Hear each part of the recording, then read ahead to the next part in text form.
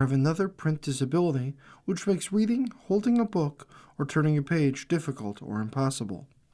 The content is copyrighted by the respective publishers. For more information, please visit us on the web at nfradioreading.org. Hello, this is Kevin Siepel, and for the next hour I'll be reading from the May 9th to 10th issue of the Wall Street Journal Review on the Niagara Frontier Radio Reading Service. Here's an article entitled The Rise of the Beta Mom. For decades, high-achieving mothers felt pressure to optimize their children for success. These moms say enough. By Rachel Wolf. Some nights after Sophie Jaff is already in bed, her phone will ping with a new video from her 13-year-old son that shows him doing a backflip off a concrete wall or standing on someone's shoulders. She usually won't know precisely where in Los Angeles he is, or for that matter, the whereabouts of his 15-year-old brother either. As long as they're home by curfew and have been well behaved that week, the teens are allowed to set their own schedules. Jeff, a 42-year-old relationship coach and retreat leader who lives just south of Culver City, California, has developed a 196,000-person following on Instagram with her boundary-pushing posts about parenthood. She says she loves spending time with her 3 kids, the youngest of whom is 7, but now that 2 of her children are teenagers, she believes they deserve more freedom from her, and vice versa. I see what happens to kids who are overly controlled, says Jeff. She isn't ignorant of the dangers of letting her boys ride their electric bikes all over the city, and it's not that she doesn't get anxious about the idea of her son doing parkour off a DIY rope swing over the Sepulveda Dam, but I would rather them be out making memories than sitting on their video games. Her laissez-faire policy applies to letting her kids drop extracurriculars when they've moved on from them and maintain less than straight A grades. B's are fine, C's not so much. Even though Jeff is herself a professional overachiever, running multiple businesses and married to a PhD, she isn't stressed by getting her kids into the right college or what kind of job they could eventually hold down. She's deliberately, sometimes painstakingly, choosing to let go of many of the expectations of upper-middle-class parenting, to focus on her bigger picture priority. Having kids who are able to explore what they're interested in, can look adults in the eye, and who don't grow up to resent her. Everything else basically is a bonus. Welcome to the life of a beta mother. After decades where the dominant expectation for high-achieving parents was to intensively helicopter, a new generation of moms is saying enough. They're reclaiming date night, saying no to schlepping to 17 different after-school activities, and making peace with dirty dishes in the sink. These acts of giving up or giving in are beginning to add up to something of a feminist revolution, albeit a very low-key one. Women have always shouldered the bulk of household and child-rearing responsibilities, but it's only recently that mothers were also expected to be project managers for their kids' futures. That began around the 1990s, economists say, as widening inequality and a shift toward a knowledge-based economy made parents fear their children would fall behind without a competitive edge. Good parenting in some enclaves came to include fighting to get toddlers into exclusive preschools, putting extreme limits on screen time, or later tracking apps on teenagers' phones, and finishing Girl Scout Gold Award projects for kids so they could list them on college applications. Thanks for that last one, Mom. The trend was exemplified by Amy Chua's infamous 2011 hit book, Battle Hymn of the Tiger Mother, although many moms used the memoir to reassure themselves that they weren't that bad. The rise of gentle parenting added emotional complexity to this labor turning every toddler tantrum into an opportunity for a measured lesson in self-regulation. Suddenly, it wasn't enough to optimize a child's chance for success. Mothers had to follow a set of guidelines that required superhuman patience, too. Paradoxically, the social pressure to overachieve as a parent only seems to intensify with mothers' increased participation in the labor market. It's part of a bigger historical pattern, according to an analysis of American time use survey data by University of Pennsylvania economist Corinne Lowe. After women started entering the workforce en masse, they began spending progressively more time with their children. In 1975, for example, women spent an average of 14 minutes a week helping their kids with their homework. By 2018, the most recent year for which the modern data is harmonized with historical, that amount had nearly quintupled to an hour and 9 minutes. The pattern holds across every child-centric category of adult time use, including infant care, up from an hour and 40 minutes to nearly 4 hours, and playing with kids from 36 minutes to nearly 3 hours. The amount of time men are spending with their children has also increased. In the case of homework help, for example, from 20 minutes to 50. Meanwhile, the general fertility rate hit a record low last year, falling 20% since 1975.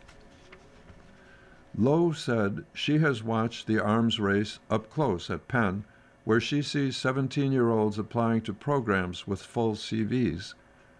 What I see reflected as the accomplishments of kids, she said, I really see as the labor input of parents.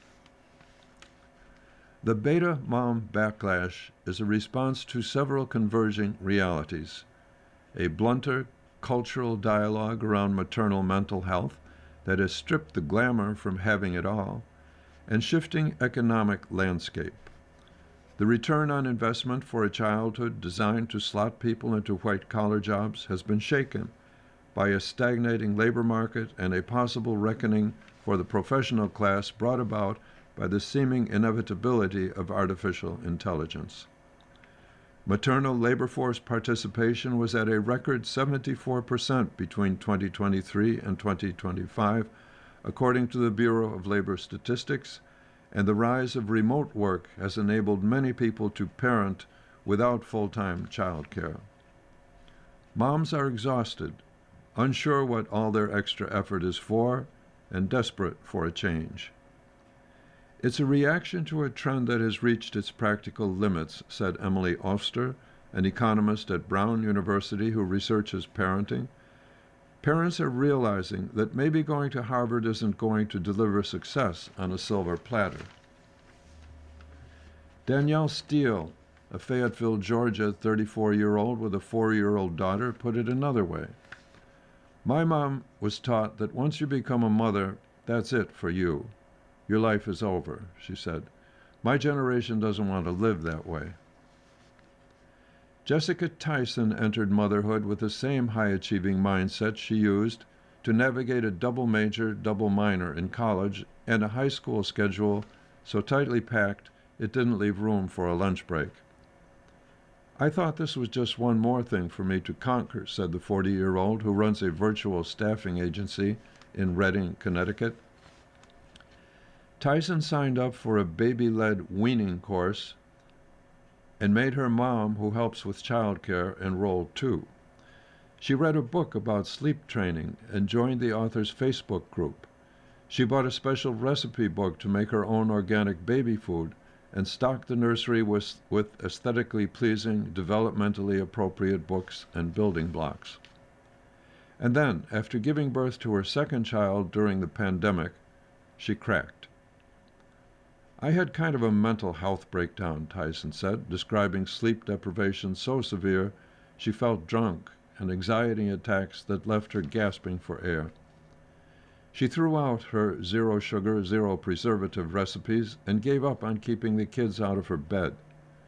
She also realized something heretical. She was painfully bored playing with her kids on the floor. So she traded the Instagram-worthy, slime-making, and sensory bucket activities that required hours of prep and started enlisting her kids' help with household chores and gardening. She also gave up on the neutral household color scheme and plenty of her cleaning routines, including daily vacuuming or attempting to keep the kids' toys in their bedrooms. Then she started a local group for other reformed Type A mothers to try to counteract the parenting experts flooding their social media feeds with yet another practical tip. It's hard to talk about because you don't want to be seen as a failure, Tyson said. But more and more, moms are openly discussing de-escalation strategies with each other and online. Casey Neal, a stay-at-home mom to kids who are 5, 7, 9, and 12, posts Type B cheer mom TikToks about the chaos she tends to create. In one video, she admits she forgot her suitcase in the driveway on the way to her daughter's cheerleading competition 4 hours away. In another, her daughter scolds her for leaving her expensive cheer uniform in the back of her Bronco for weeks. It helps show other moms it's okay not to be perfect, said Neal, 33. Ashley Surratt, a 28-year-old in Houston, has built a following, documenting a version of motherhood she calls Type C, a hybrid of her perfectionist Type A nature and the Type B reality of raising kids who are 4, 3, and 1. She describes it as caring deeply about some things while aggressively letting go of others. All 3 of her kids wear the same size diaper regardless of age, a system she devised to avoid tracking multiple sizes. Shoes live on the floor of the minivan, or she prays they do. If there's a fight about getting dressed in the morning, everyone gets in the car first. The clothes can wait until after a few songs. Bedtime, schmedtime, Surratt says. When the house is winding down and the vibes are sleepy, the vibes are sleepy.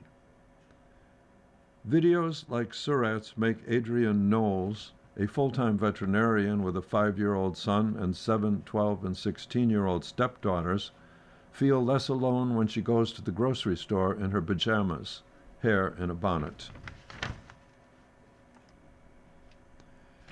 I used to be a person who spent an hour on my makeup every morning, the 35-year-old said.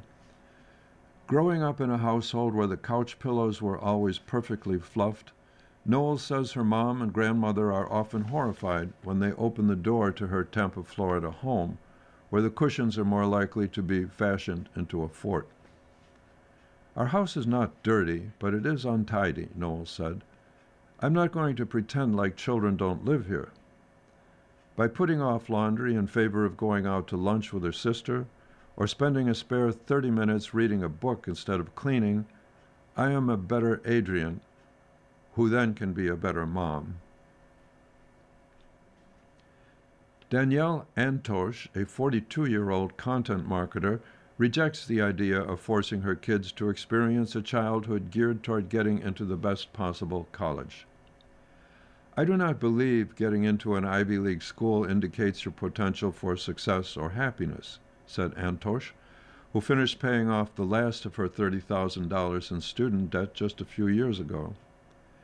Instead of attempting to control every element of her 8- and 10-year-olds' lives, she tries not to create stress where there doesn't need to be stress.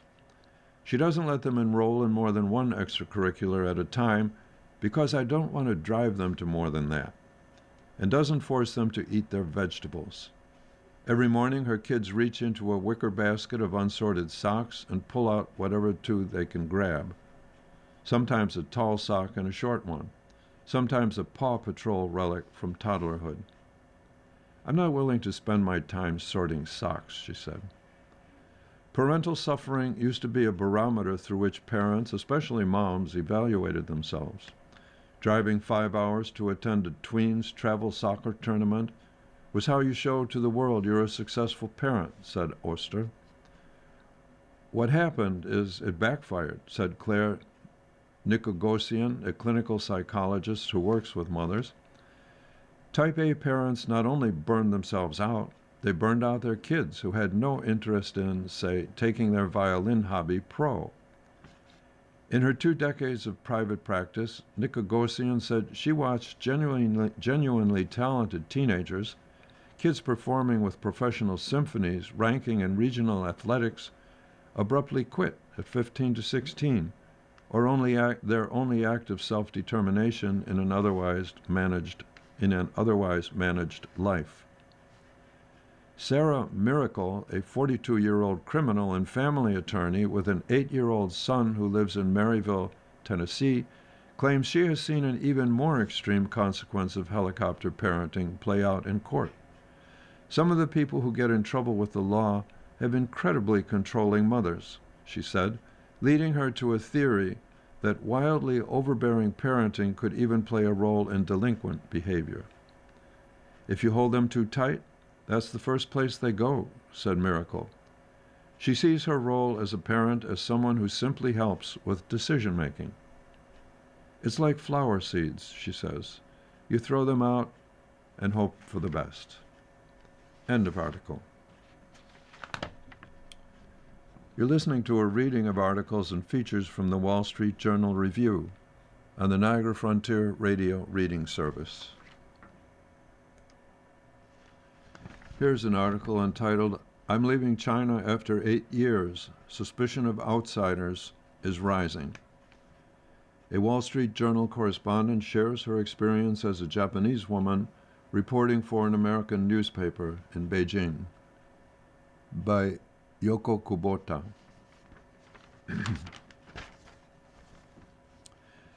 It was one of my first times riding in a new BYD electric car, and as a Wall Street Journal reporter, I was excited.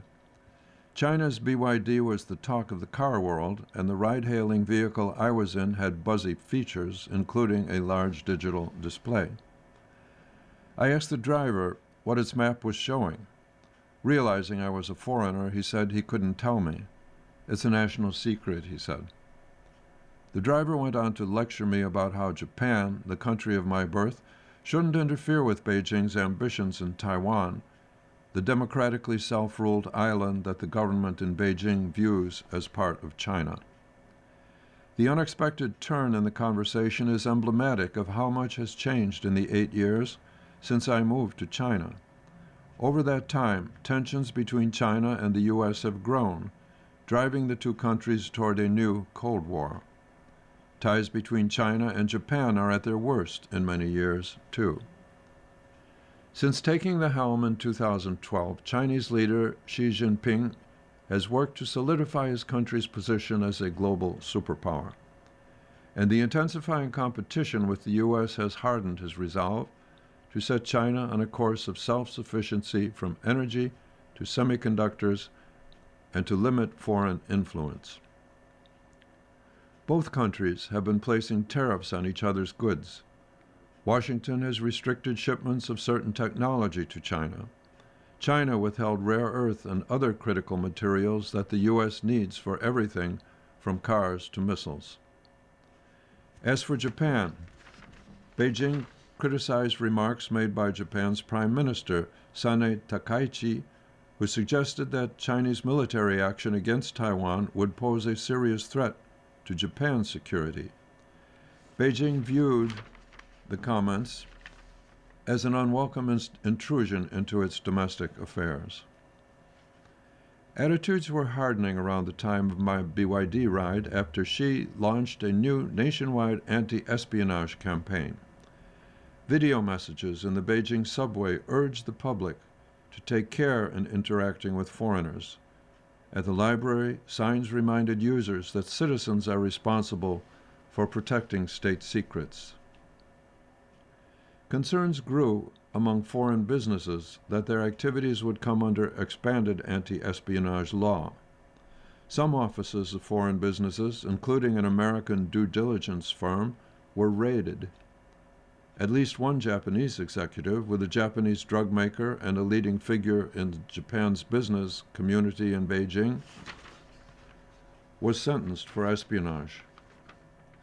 Lately, Beijing has eased these campaigns, trying to project a more positive and friendlier image of China, as the U.S. pressures many countries by raising tariffs and questions the value of alliances. Its charm offensive includes permitting visa-free arrivals for some tourists and touting the popularity of Chinese brands abroad and China's futuristic cities and state media. Even so, I can't shake the sense that something fundamental in China has changed. An era of openness to international cultures that peaked in the years of reform and opening in the 1990s and early 2000s is gone. As nationalist sentiments sweep the world, in China, distrust of foreigners has come to permeate more of everyday life. Among the more complicated dynamics I had to navigate as a correspondent in China were my two identities, a Japanese person who worked for an American newspaper.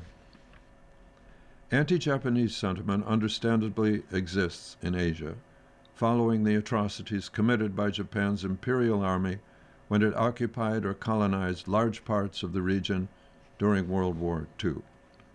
Japan seized parts of China and was responsible for the deaths of millions of Chinese civilians.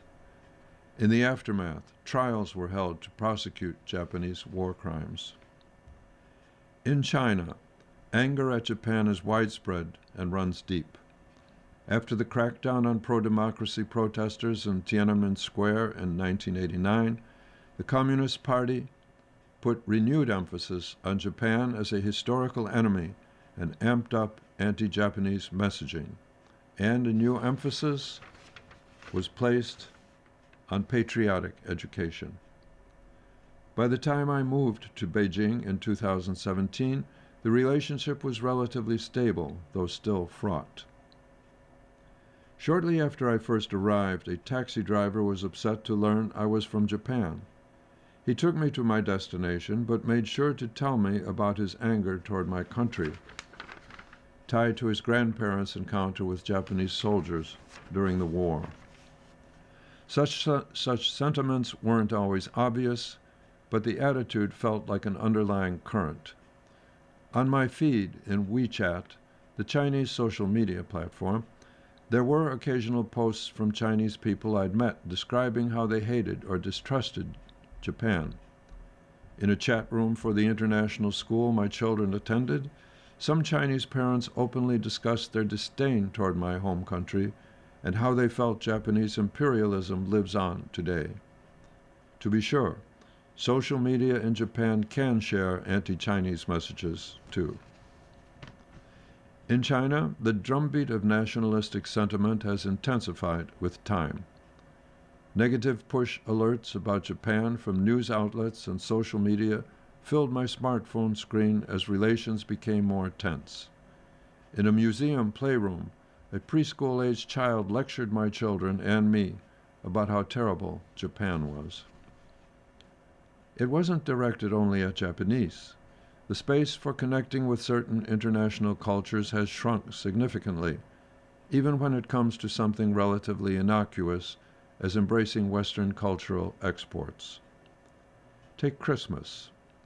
While decorations still appear in many shopping malls, from around 2022, many nursery and elementary schools started to declare that they would no longer celebrate Christmas or other Western holidays.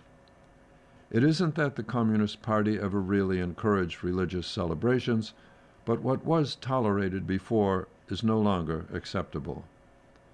One parent told me how teachers in one Beijing kindergarten banned parents from bringing Christmas-related items to decorate classrooms for the new year. China has also built a high-tech propaganda machine filled with messages describing the outside world as dangerous, including the U.S. I noticed that Chinese news apps were often fast to send news alerts about killings or plane crashes, so long as they happened overseas. When bad things happened in China, the news apps were often mum. Beijing's campaigns have likely contributed to worsening views that the Chinese public holds toward other countries. A poll conducted by China's Tsinghua University in 2024 found that 81% of Chinese respondents held unfavorable opinions of the U.S. government.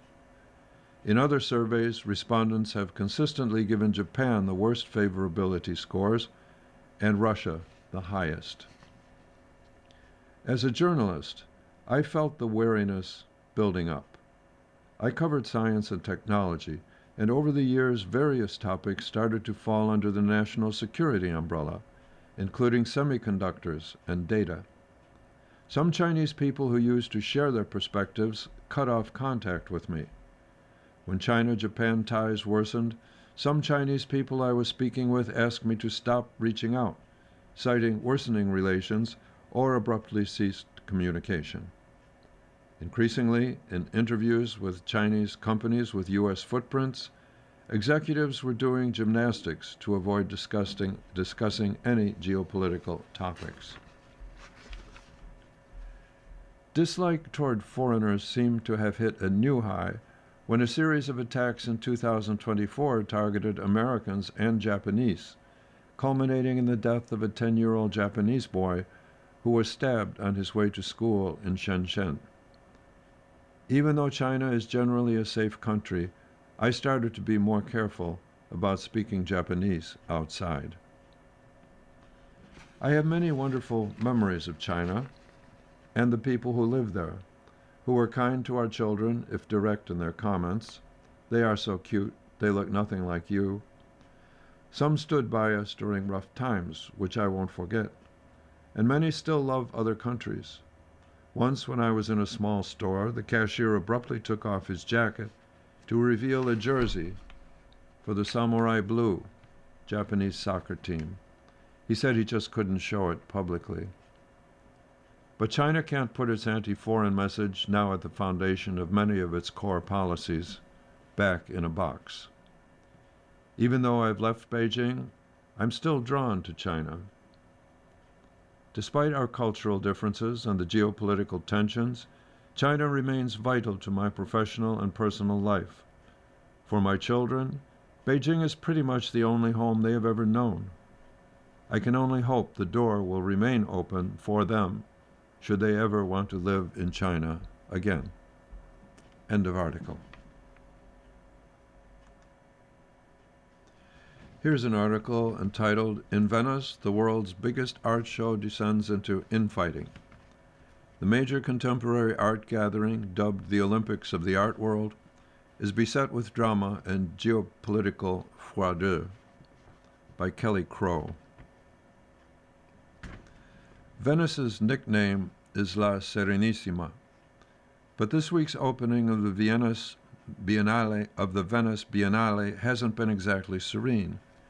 A political circus, more like. The world's geopolitical tensions have upended the 61st edition of the art world's version of the Olympics, which opened on Tuesday and runs through November 22nd. Typically, the Biennale is an escapist refuge where dozens of countries show off their homegrown artists in pavilions and palazzos citywide.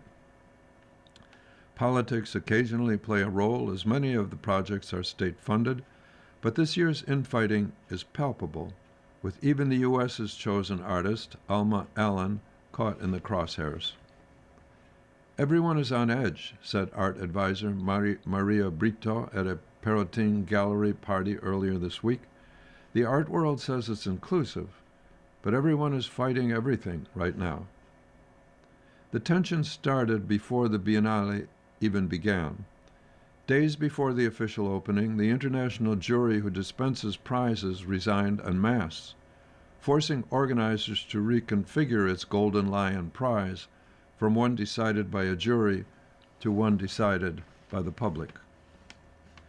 The jury didn't give a reason, but the move followed weeks of protests and petitions signed by more than 200 artists, including Nan Goldin and Pussy Riot, over the Biennale's inclusion of Russia and Israel. In 2022, Russia was asked to bow out of its pavilion after the invasion of Ukraine. This year, the Biennale allowed Russia to reopen its sea green space on the Biennale's lush showgrounds, known as the Giardini. In response, the European Union cut around $2.3 million in grants, while organizers countered that they couldn't ban countries from showing art in their own permanent spaces. On the artist's radar was also Israel, which they said committed war crimes in Gaza and Lebanon. Venice lined the outside of Israel's pavilion with police. Meanwhile, South Africa shuttered its own pavilion after its government canceled their initial choice, artist Gabrielle Goliath, who aimed to include a tribute to a Palestinian poet killed in Gaza in her exhibit, Elegy. Goliath sued in South African court to be reinstated, but lost, and is now showing her video installation at the Church of San Antonio. Australia initially disinvited its choice, artist Khalid Sabsabi, for including a Hezbollah leader in one of his ironic video works created years ago, but re-invited him after a national outcry. His show features 8 animated paintings inspired by a 12th century poem by Farid al-Din Attar about finding unity, the conference of the birds. Even the U.S. delegation has become a particular lightning rod this round. Its neoclassical pavilion in the center of the Giardini historically plays a showy, dominant role in the Biennale, having mounted shows over the decades of major artists such as Feliz Gonzalez Torres, Mark Bradford, Simone Lee, and most recently Jeffrey Gibson. But it's on the defensive this edition, after being swept up into President Trump's broader cultural mandate to play up American exceptionalism over notions of diversity, equity, and inclusion. You're listening to a reading of articles and features from the Wall Street Journal Review on the Niagara Frontier Radio Reading Service. In the past, the task of selecting the U.S. artist fell to the National Endowment for the Arts, but by May 2025, the Trump administration had reassigned the task to the State Department's Bureau of Educational and Cultural Affairs. The Pavilion Commissioner is a newly formed nonprofit, the American Arts Conservancy, run by a former pet supply shop owner, Jenny Parido. After months of delays, the group last fall selected Alan, a little-known self-taught sculptor born in Heber City, Utah, in 1970, who now lives in Tepoztlan, Mexico. Alan's biomorphic sculptures, shaped from natural materials such as stone, bronze, and wood, have been exhibited in institutions like the Whitney Museum of American Art. But he wasn't a household name on the international art circuit when he was chosen, and his selection sparked a backlash in some art circles.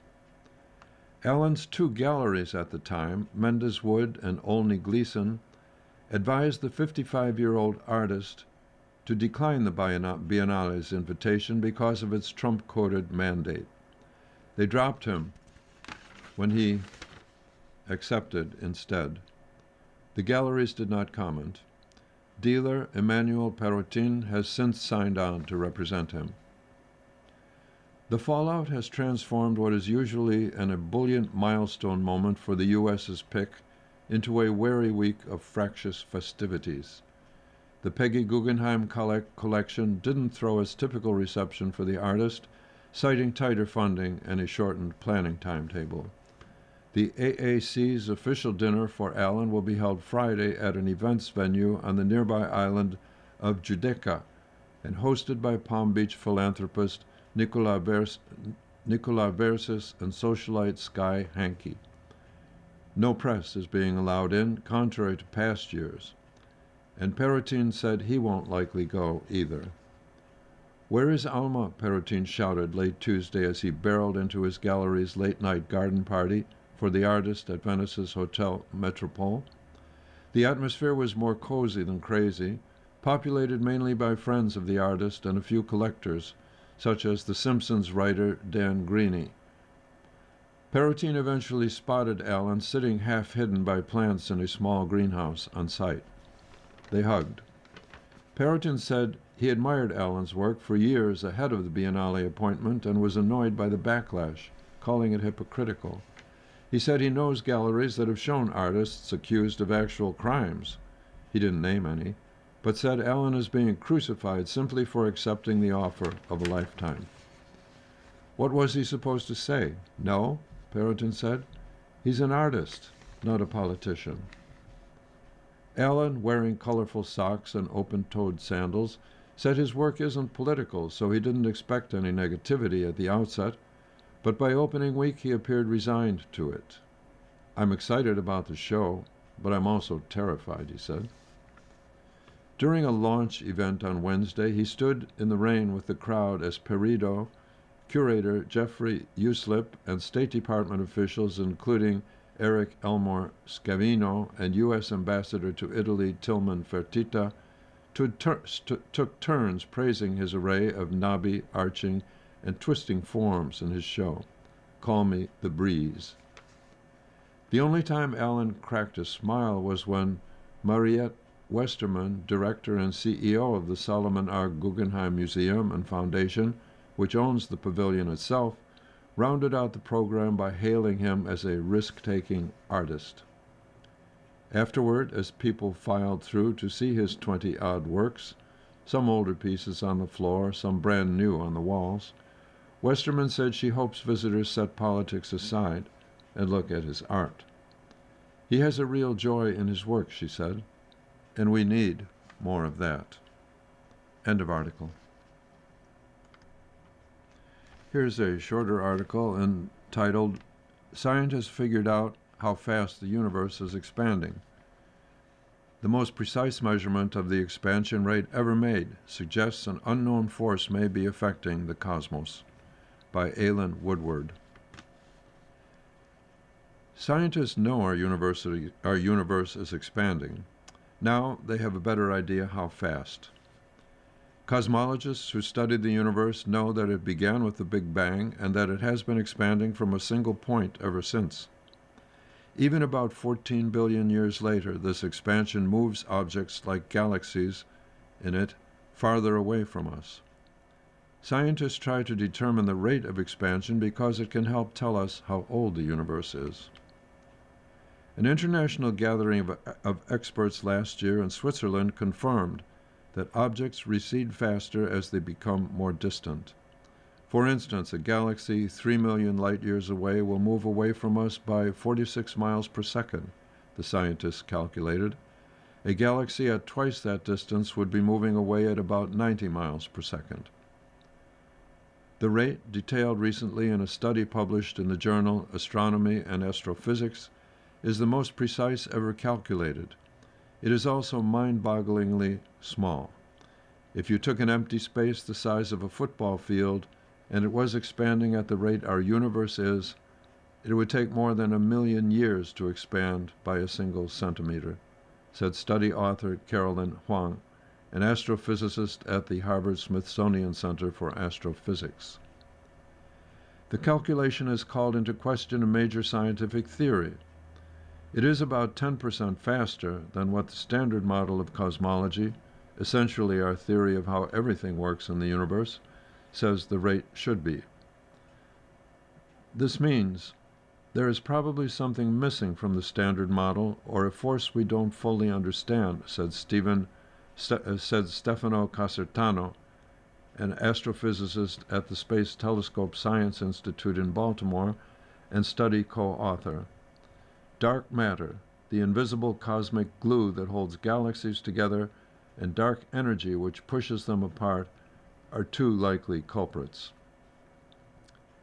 The discrepancy also raises questions about what experts thought they knew about the end times. Currently, a prevailing theory is that the universe will keep expanding until it experiences heat death.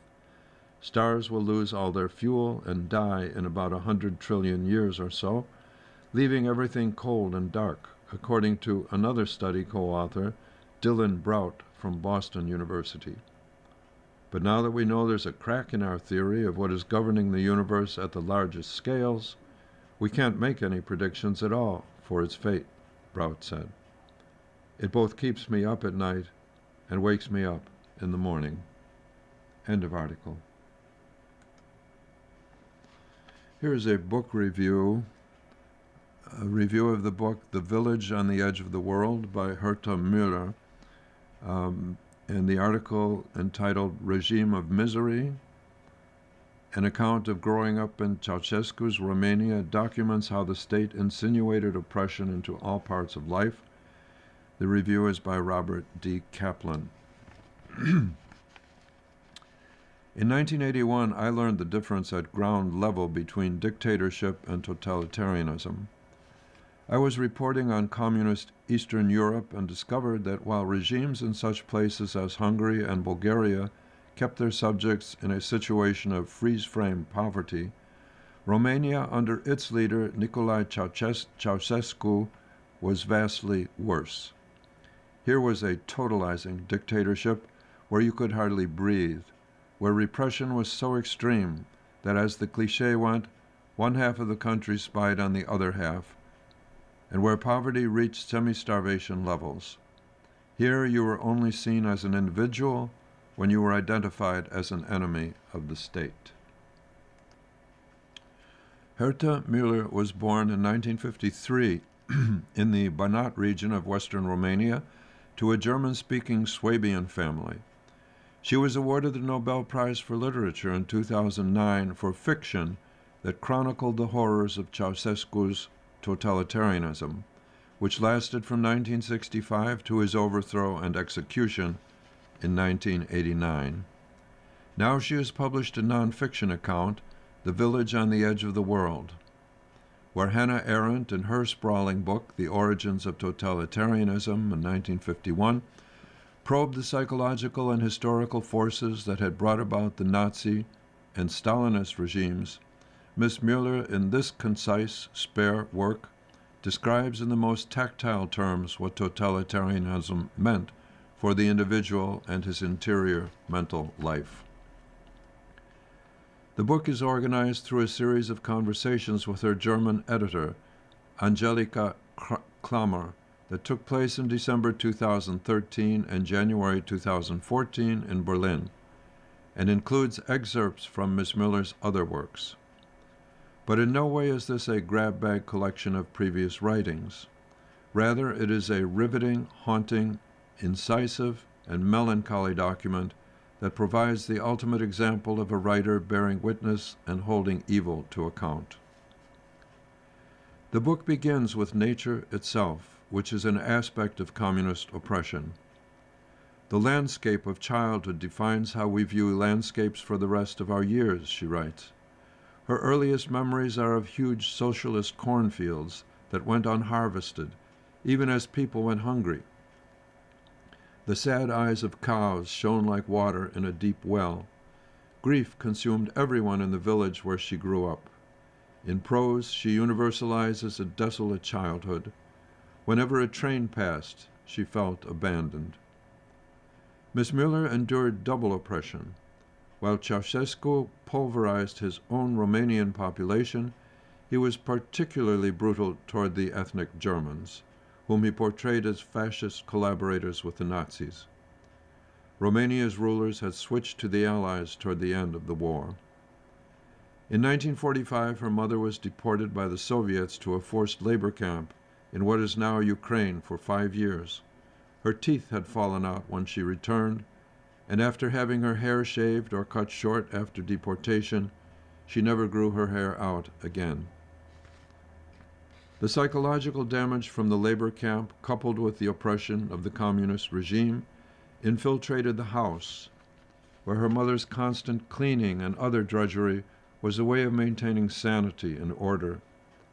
In Eastern Europe, the labor camps had put an end to hundreds of years of colorful peasant attire, Miss Müller observes. Under Ceausescu, the clothes shops looked like rubbish dumps, the clothes themselves smelling of mud and axle grease. Indeed, ugliness was the only true form of equality under socialism, and it was misery, Miss Müller writes, that makes you ugly. Miss Müller writes about how communism entrapped people inside their worst instincts.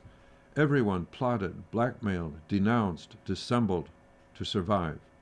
The only feelings you were allowed to have for your homeland were clichés, kitschy and prefabricated. Meanwhile, there were shortages of everything, including toilet paper, which led people to use newspapers instead. Pictures of the dictator had to be carefully cut out beforehand, to avoid committing a crime against the state. A fact that cannot be emphasized enough is that World War II ended in 1945 only in Western Europe. In Eastern Europe, it did not end until 1989. For Miss Mueller and her ethnic German family, 1945 did not mark the end of fear, but the intensification of it. The ethnic Germans were doubly persecuted because they were seen as being on the losing side of the war. The Romanians, who had embraced fascism and sent Jews to death camps in Romania-occupied Transnistria, some of the most hideous death camps in Europe, were hailed as anti-fascists because their country had switched sides. Miss Mueller's father, who had swooned over Hitler and served in the Waffen-SS during World War II, sang Nazi songs throughout his life, even as he died at 50 from alcoholism.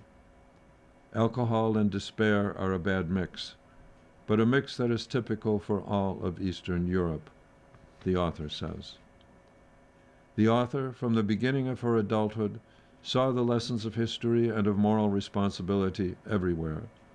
Rarely has a writer exhibited such an innate strength of character. She resolved never to make the same mistake as her father.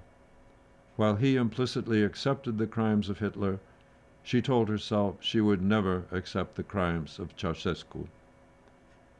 Thus she began down the road of being an outcast, writing down what she saw and heard, hiding her manuscripts in holes in the ground, refusing to cooperate with the Securitate, the Romanian Secret Service, who wanted her to spy on her friends and colleagues at an engineering factory where she worked as a translator. Her mother accused her of endangering their lives. She found a German publisher, and her first uncensored book, Nadirs, 1984, won literary prizes in Germany, but also led to her being persecuted by the Romanian authorities. During these interrogations, she was not questioned or attacked for her writings, but was accused of being a whore and other such scandalous behavior, a typical Stalinist technique. The ordeal eventually led Miss Mueller to emigrate to West Berlin in 1987, a bureaucratic torment that she describes here in deliberately tedious detail to mirror the experience. In totalitarian societies, she summarizes, either you are destroyed by conforming to the regime, or you are destroyed through non-compliance. The vividness of the past dissolves too soon. Even in Romania itself, the Ceausescu regime is being forgotten by new, young, and materialistic generations who often view it as merely another bad government. Miss Mueller's book is therefore critical, both as a work of art and as a first-hand document. End of book review. Here is another book review, a review of a book entitled Yuppies by Dylan Gottlieb. The title of the review is Coming to a City Near You by Kyle Smith. Violent gentrification is an eye-catching phrase akin to Canadian depravity or Luxembourgish aggression. If it exists, it isn't obvious. In Yuppies, the bankers, lawyers, joggers, and gourmands who conquered New York, Dylan Gottlieb does his best to alarm readers about his subject and their nefarious doings, such as moving into dicey neighborhoods and turning them into havens for fragrant bakeries and adorable cafes. The term yuppie is as closely tied to the 1980s as hippie is to the 60s. Young urban professionals have usually been discussed in comic terms by such writers as Tom Wolfe and P.J. O'Rourke, with gentle mockery or even wry affection. Mr. Gottlieb, a professor of history at Bentley University, produces nearly 300 pages on the topic without a trace of humor except in quotation. If you're young and unscrupulous, there's always been a place for you in New York, Wolfe said. Mr. Gottlieb has a grim and suspicious approach, and might as well have titled his book, The Dark Side of Yuppieism. Mr. Gottlieb acknowledges that his scope is limited. He isn't interested in those urban professionals who are, say, social workers or educators. He also doesn't care about anywhere but the New York area in the 1980s.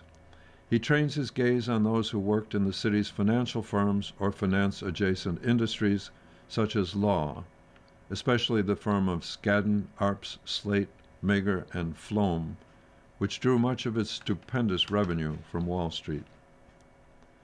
Young urban professionals known for their college degrees, willingness to work late, and such harmless eccentricities as paying large markups for local produce do not ordinarily instill terror. But Mr. Gottlieb sets out to change that. He writes about them as if he were narrating a trailer for a horror film.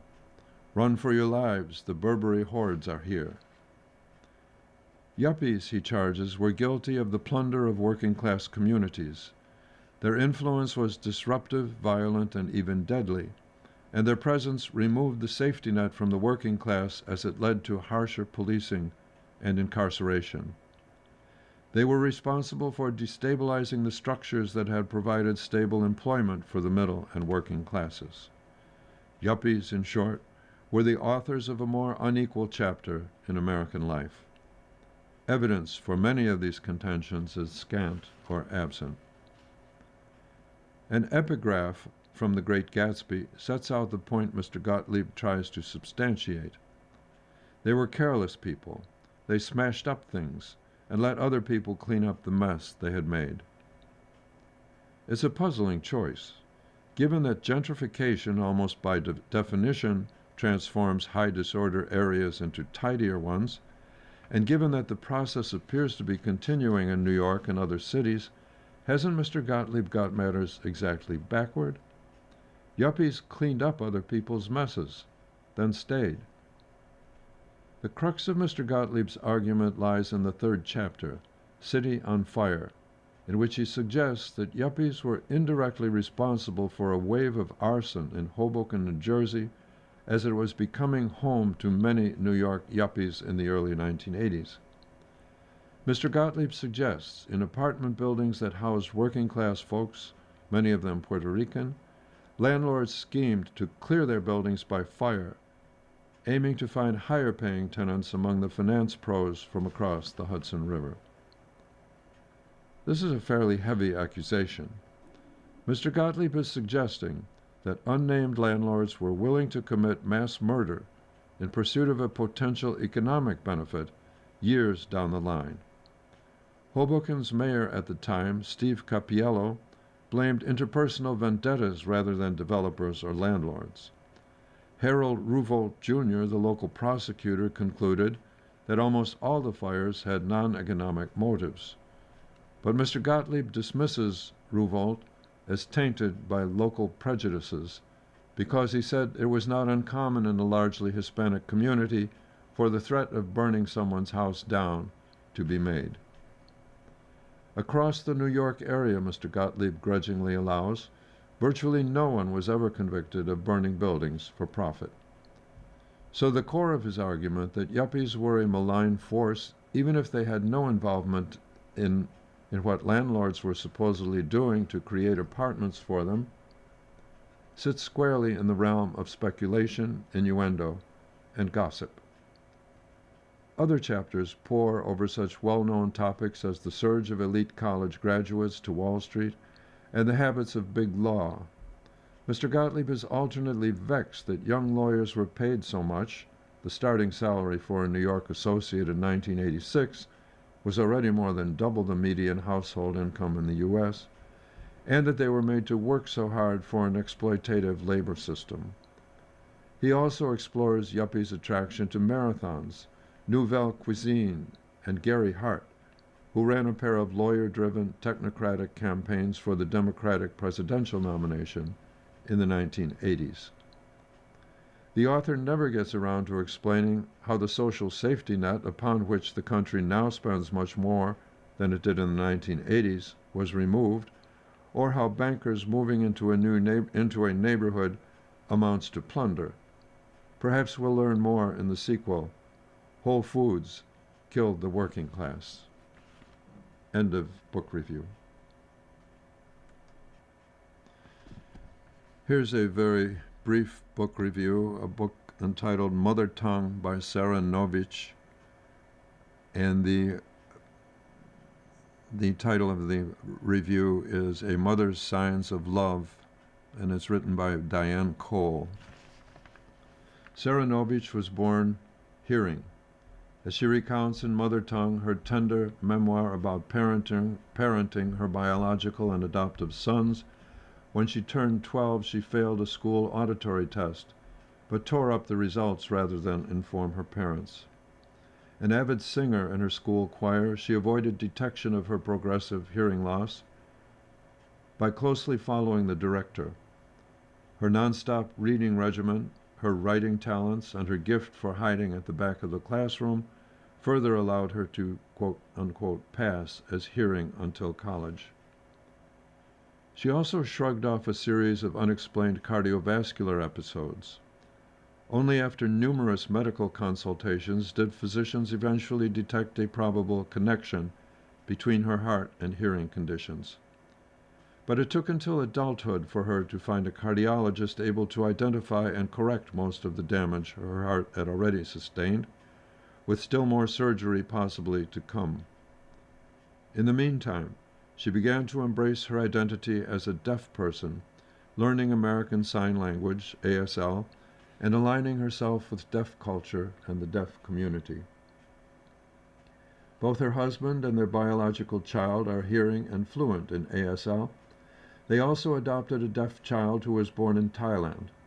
The skin tones of the two children differ, but because they are so close in height and age, 5 and 6 at the time of writing, and because they so obviously enjoy each other's company, strangers tend to ask if the two are twins. At first, the question puzzled Miss Novich, until she realized that, despite their differences, the four of them had knitted themselves so tightly together that they had also created a single and singular family unit.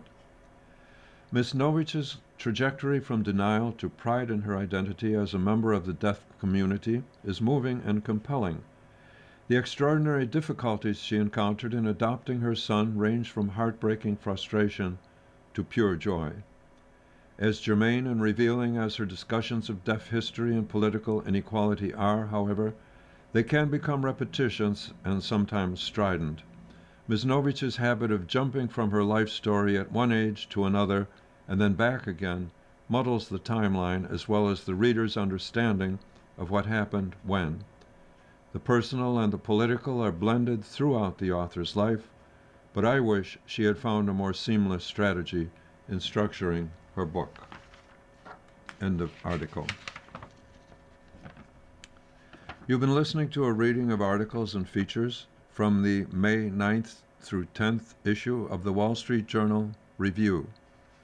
We read from the Wall Street Journal Review every Thursday at 7 p.m. Your reader has been Kevin Siepel. Thank you for listening.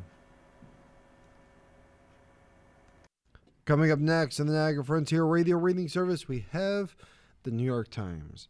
At 9 o'clock, we have Harper's Magazine, and at 10 o'clock, we have episode number 9 of The Widow by John Grisham. Stay with us for these readings and more. If you or people you know shop at any of the Dash's supermarkets, please save Dash's register tapes for radio reading. Our agency receives $2 for every $100 in Dash's register tapes. Radio reading has raised thousands of dollars so far. Anyone can drop off their Dash's tapes to the Niagara Frontier Radio Reading Service at 1199 Harlem Road, Cheektowaga, between William and Clinton Streets. Or Dash's tapes can be mailed to the Niagara Frontier Radio Reading Service at 1199 Harlem Road, Cheektowaga, New York, 14227. Any questions on Dash's tapes for radio reading? Call us at 716-821-5555, and thanks for caring.